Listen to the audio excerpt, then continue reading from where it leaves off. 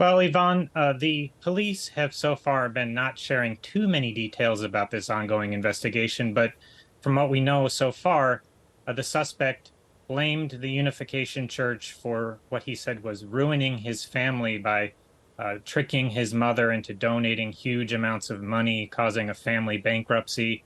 And because he found himself unable to target the leaders of that church, he ended up targeting its most famous political backer, which was former Prime Minister Abe. But the Unification Church has distanced itself from this whole incident.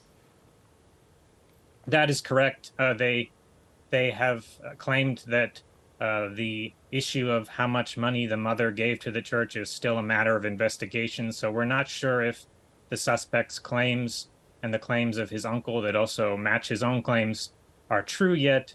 But the church is not sharing a lot of information about that.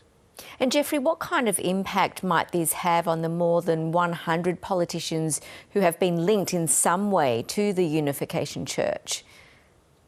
Well, this is shaking up Japan's conservative politics, whether it be members of the ruling party or other conservatives within the opposition parties.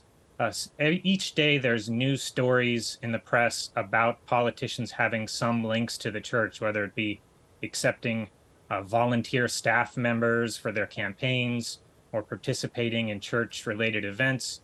You have national lawmakers, cabinet members, prefectural governors, city mayors, and all the way down to city assembly members who are being shown to have ties to this church and cooperate with it for electoral support.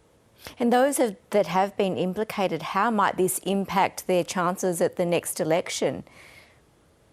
Well, right now there hasn't been any proof of any illegal activity involving cooperation with this church, but it is getting a very negative reputation in the media because of all this reporting on the situation of the suspect's mother and other people who over the years have claimed in court that they were scammed and they were able to win in court. And lawyer groups for years have been calling on politicians to stop supporting the church. So now that these ties are more public, it's quite an embarrassment for these politicians, and they will have a lot of explaining to do the next time there is an election.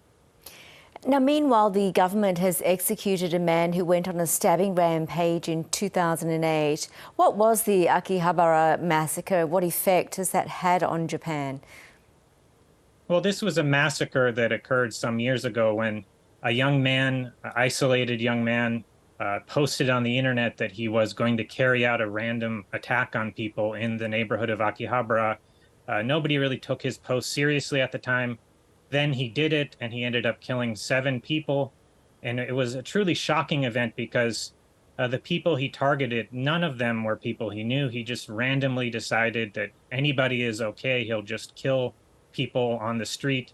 So in many ways, it was more shocking than the Abe assassination because it called into question the safety of the general public against just random loners. But this date of execution for Mr. Kato, who carried out the Akihabara massacre, was the anniversary of the execution of 6 members of the Om Shinrikyo, a religious group that carried out a nerve gas terrorist attack on the Tokyo subway in the 1990s. So some people are saying that the use of this anniversary has perhaps some symbolic meaning, a message of communication maybe to Abe's assassin that he could expect the death penalty. And even though there has been growing international criticism over the use of the death penalty, Japan's Justice Minister says capital punishment was a justified response in this particular case. What do the public think?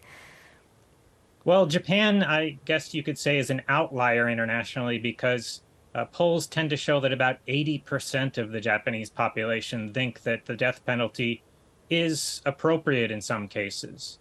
It is not used very often. Only a few people a year are usually executed, and the seriousness of the kind of crimes that it's applied to are usually multiple murders. So it is something that is not opposed by a lot of the public, but it's also something that doesn't happen very often. Japan now has more than 100 people on death row, including dozens seeking retrials. What's the likely fate of these people? Well, unfortunately for them, they're probably not going to get retrials unless there's some major shift in public opinion, which doesn't appear to be coming anytime soon. So these people, often cases, they will have no idea of the date of their execution. It will just suddenly happen, as it did for Mr. Kato a few days ago. So this is something that is still not going to be reformed anytime soon, I think. Jeffrey Hall, thanks so much for talking to us. Thank you.